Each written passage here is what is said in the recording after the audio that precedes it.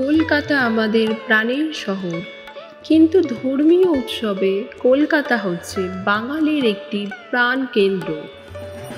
মা কালী এখানে শক্তিশালী রূপে বিরাজ করে।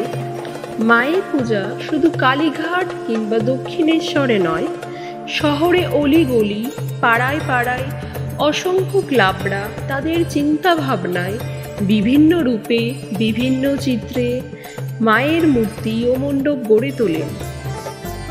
উৎসব ছড়িয়ে পড়ে গোটা কলকাতায়।